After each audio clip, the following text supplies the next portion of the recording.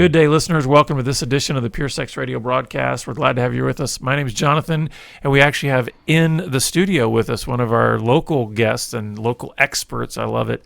Mandy Majors with NextTalk. So, Mandy, thanks for being with us. Thanks for having me. And I was trying to figure out, I'm so terrible with dates because I've been doing this for so long, but it's probably been a couple of years since we've had you on the program. I think so. My book came out in 2017. I think it was right after that. Around there. Maybe. So, yeah, well, that's to our shame. We should have you on more often because you really do have a lot of great things to say to parents and really help them think through that. And I really can't wait to get into our conversation. But listeners, I wanted to let you know as we're wrapping up 2019, we are a listener-supported broadcast. The only way that you're seeing us or hearing us is because we've just had faithful and generous partners come alongside and say, hey, you know what? I believe in what you guys are doing. I think it's valuable and it's important to the kingdom of God. And so if you would like to help us just finish this year strong and start 2020 in a good position for some of the ministry initiatives that we've got going on, just go to puresexradio.com and you can click on the donate link and learn how you can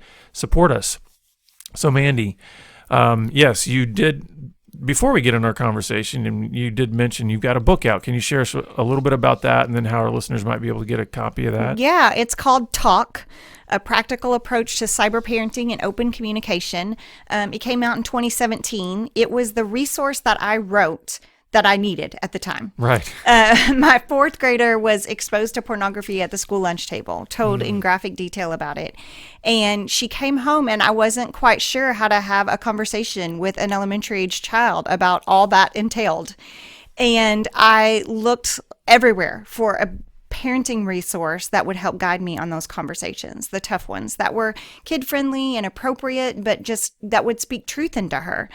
And found lots of great parenting books with lots of wisdom, but not something that really touched on the digital age and the exposure that's coming at our kids so fast. Well, and also, I think it's so important what I think you guys do, and I'd love for you to explain it in your own words in a minute, but kind of the way I've seen you guys grow at NextTalk is, and one of the reasons that I think you resonate so well with so many parents is that I think sometimes when it comes to just the rate at which technology is advancing and all these other things that seem to be just a wave of overwhelming,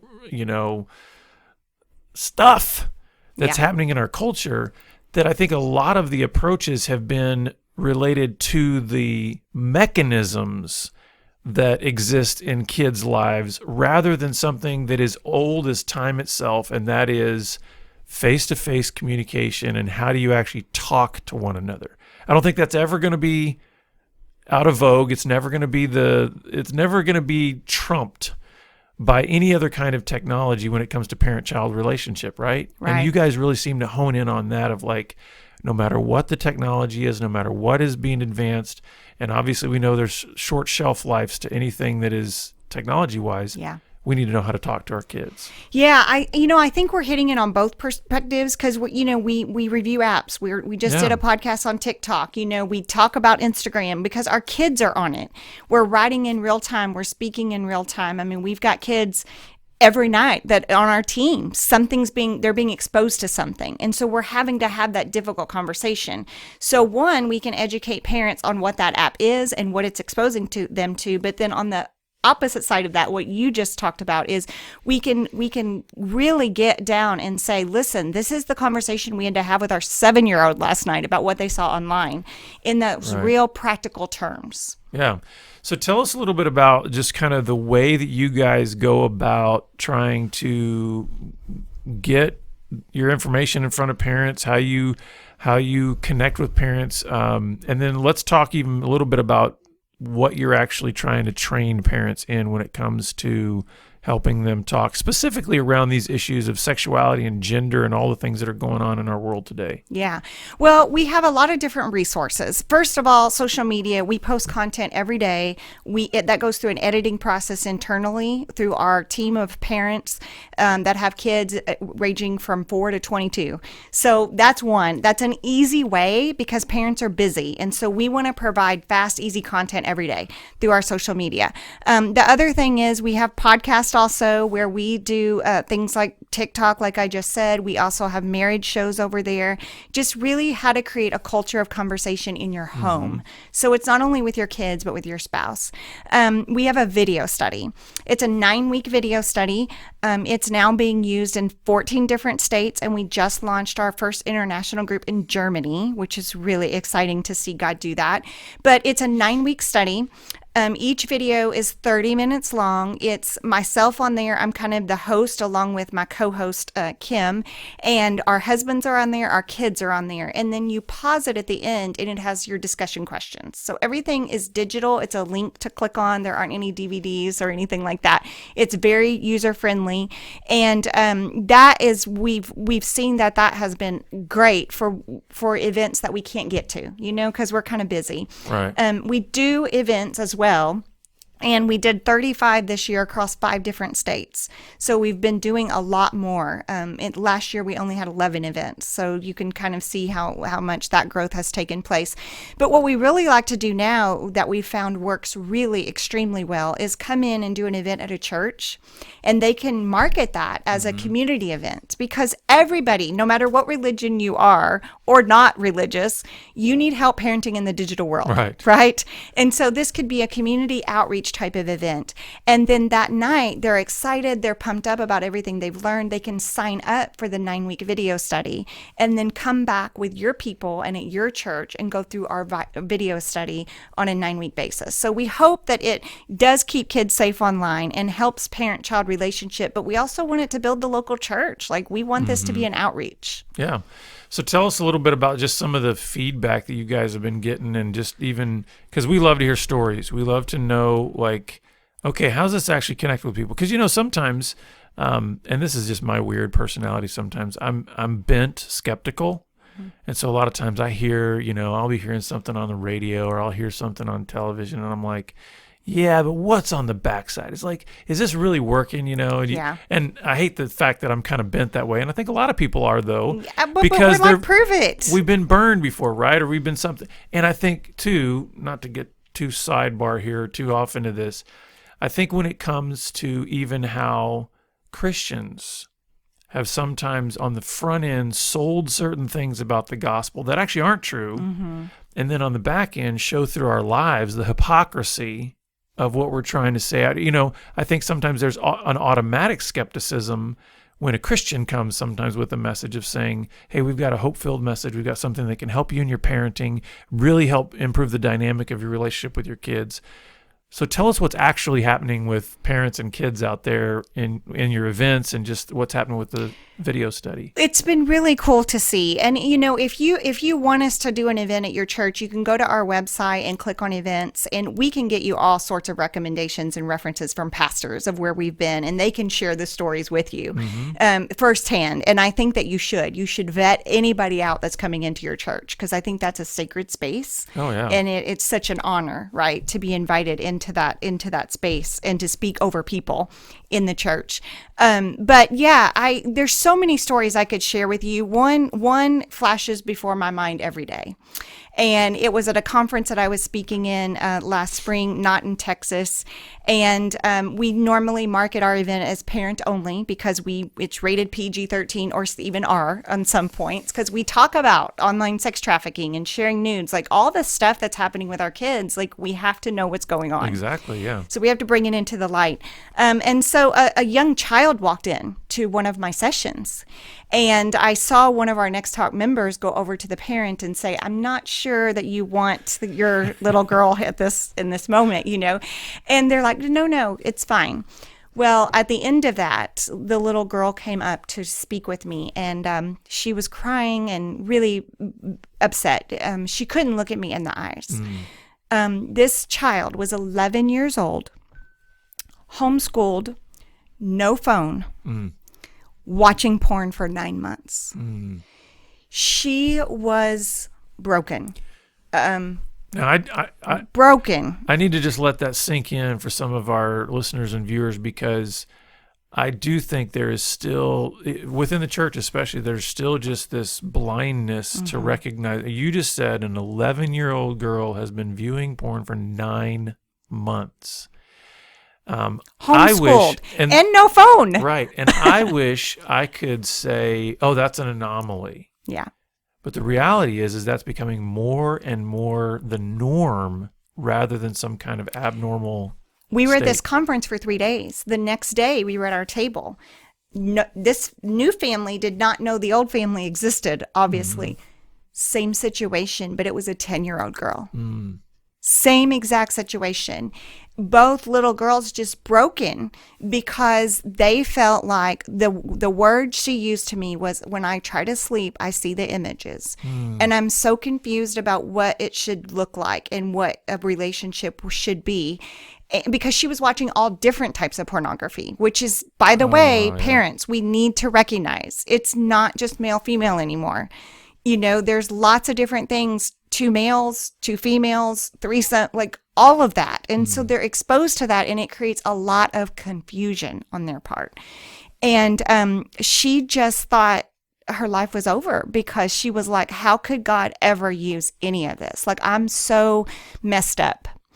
And I just hugged her because the part of the story that I loved about the whole thing was she had confessed to her parents because she couldn't take it anymore.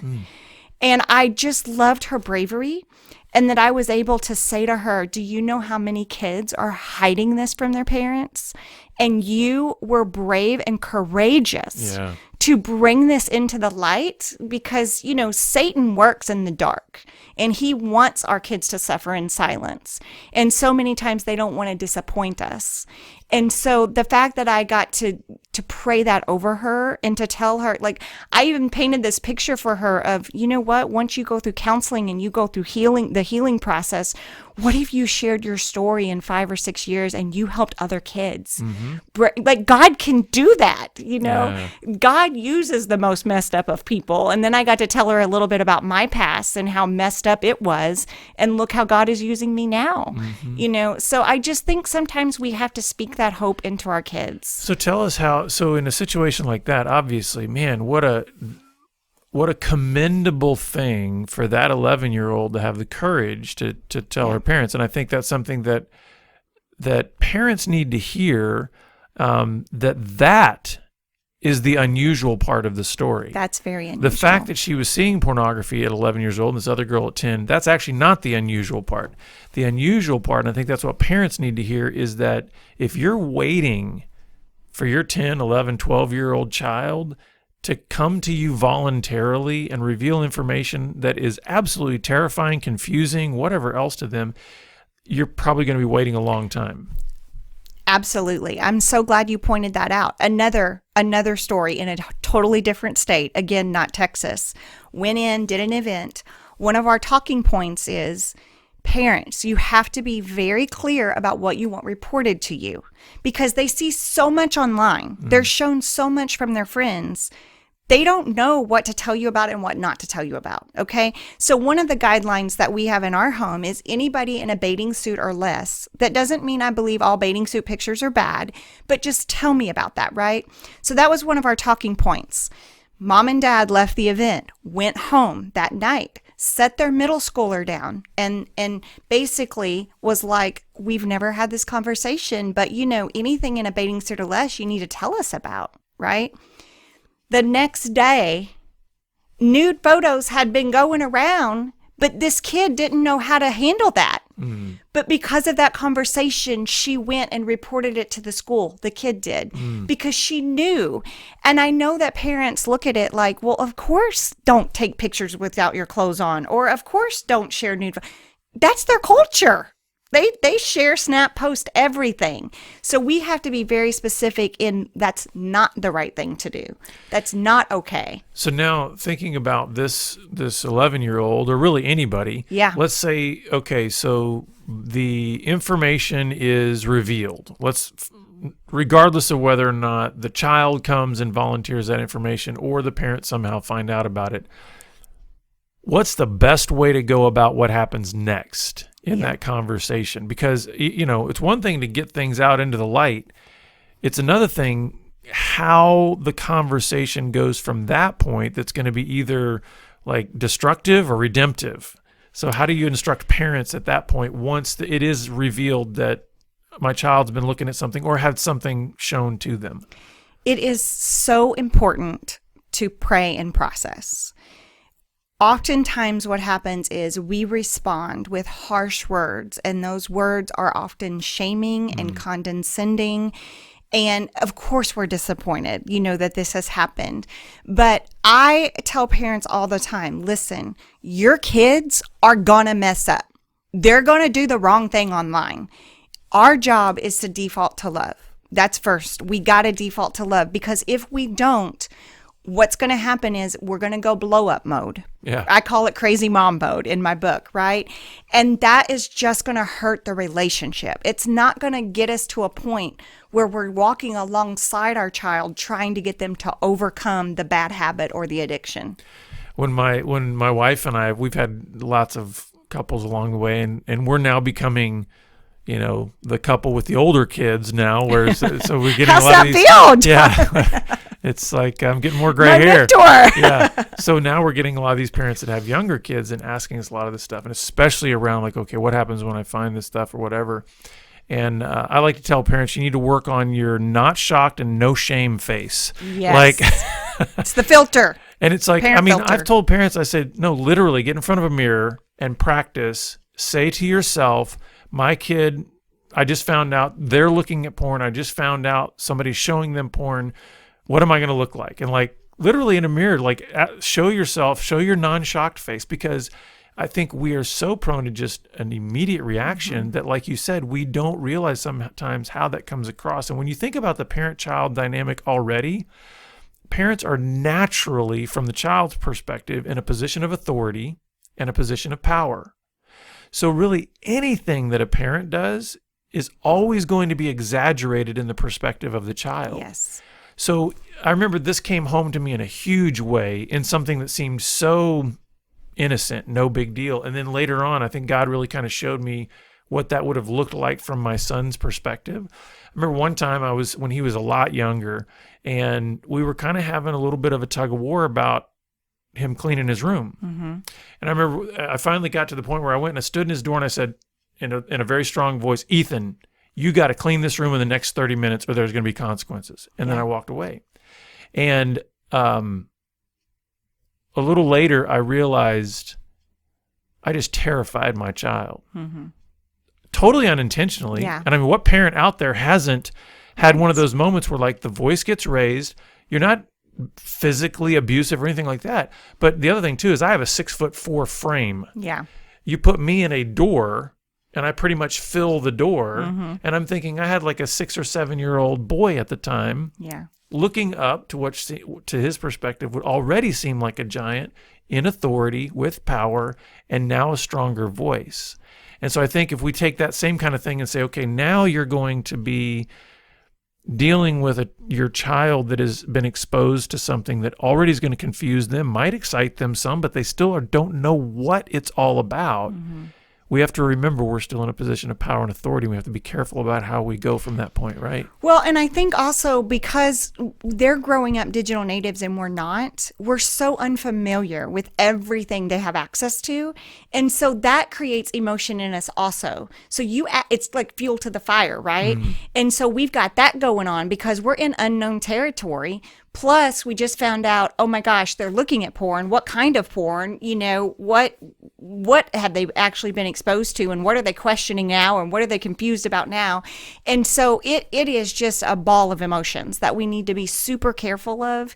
And I get it. I mean, my kids, they're exposed to things, and it makes you so mad that they have to grow up in this world and that they can't just have an innocent childhood. Like I've asked that 100 million times, it frustrates me to no end. But at the end of the day, us venting and going off, it's not going to solve the problem in creating conversation where we can actually work through what they're seeing online. Yeah, so you said pray and process, right? So help us know what that that process element looks like in terms of like, what do you tell a parent, hey, this is probably the first thing or the first couple of things that you need to ensure happen in order to set the tone or even specific things to say? Well, the one is, stay calm for sure. The other thing is, sometimes in the moment, especially if they've confided in you, if they've come to you and said, I'm struggling with this, just hearing like, I love you the same. Yeah. Like, even though I know this deep, dark secret of yours, like, I love you the same that I did yesterday. And you know what I mean? They just need to hear that. Sometimes just a hug, that goes a long way. And it really models the way Jesus loves us. Mm-hmm. He loves us the same. And so doing that, but like in a situation with me, what it would look like for me when I say pray and process, if my kids have been exposed to something, it may be step back and I've stayed calm and I've said, thank you for telling me and I love you. Let me process this for a minute on how we have to have the conversations going forward on what this does to your brain and how it protects your mind. Then it may look like my husband and I talking it over at night, and what is their personality and how do we need to have this conversation, because different kids require different conversations and you got to know your kid. You got to know their personality. So talking it over with my husband, it may mean calling my mentor. I need some Bible verses on this or a biblical story to help me. Is anything coming to mind that I could help with this teachable thing? It may be something like that. I do always try and tell parents, go back within 24 hours of the initial thing, because you want to circle back and you want to get in there and talk about the truth of why it's harmful to you and what you need to do going forward. There may need to be new guidelines set up. I was going to say, so obviously in that part of about being able to come back and tell the truth about this, that means then there's an educational component that the parents need, right? Because like you said, they feel digitally ignorant. Sometimes they don't even know what they really think about issues of sexuality and integrity and all that. So they've got to so I'm hearing you say there's kind of some of the stuff that has to go on simultaneously also in the parent, as well as then what they're trying to do with their child. Well, absolutely. I mean, when my kid 6 years ago, when this whole thing started with me, I dug in the Bible like never before to make sure that I knew what I knew about God and sex and sexuality and all of it. Because here I'm, in this position where I'm teaching my kid and I want to get it right.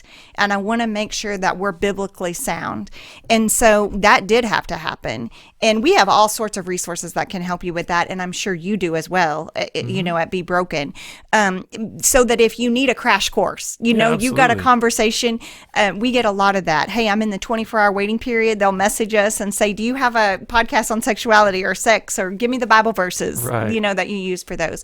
And lots of organizations can help you with that if you need a crash course for sure.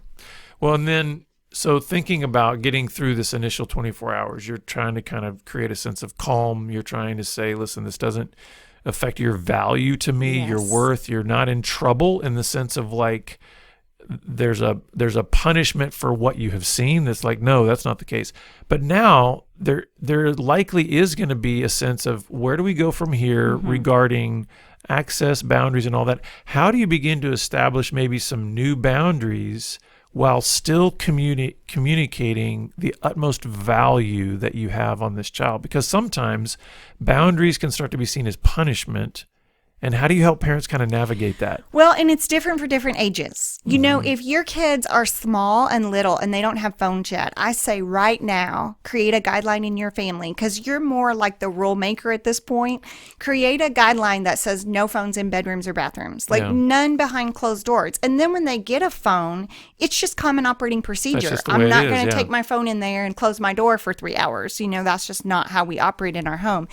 If you're older kids, and we find this a lot because I think there was a lot of generation that just gave the phone and there was no contract, there was no guidelines, because it was like the first wave of kids who got phone with an access to internet, right?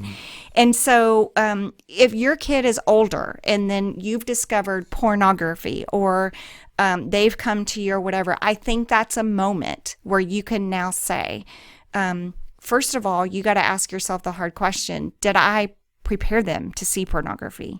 And if you didn't, there may be an I'm so sorry. Yeah, repentance. That really, we didn't right? have a conversation, and I own some of this. Now, parents, listen to me. This doesn't mean this excuses your kid if they've actively been looking at it for a year or whatever, right? But by saying we're sorry about not having the conversation, the preventative conversation, it takes a wall down. And oftentimes then that older kid can say, well, I'm sorry for the part that I played in it. And so we're just trying to get that communication. And then it looks more like, well, what can we do now to prevent this from happening going forward? So maybe it's a reset and it's a new guideline. Maybe this kid has had phones in bedrooms since they were 6 and there's been no guidelines. Well, now there's a conversation about how this is bad for your brain and it's affecting how you're looking at people and your relationships. And so can we work together? What are some guidelines that we can create together that we're comfortable with? Now, again, this is your 16 and 17-year-old where you can't just go in blazing, these are the new rules, even though you want to. And so it looks different for different ages. And I think sometimes maybe with those older kids, it can be something where if it would go a long way, I think, if parents are going to say, let's do this together.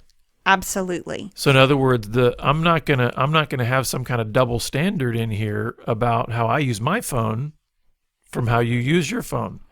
So maybe the parents say, hey, listen, even though I may be in the bedroom with my spouse, maybe we won't have our phones in our bedroom either. That kind of a thing. This is a whole conversation that we've had. My husband has to have his phone in our bedroom for emergency work calls. Yeah. But we have a conversation with them about that. Like, it's going to sit there. He's not on social media. He's not looking at, because his mind needs time to decompress and get a good night's sleep.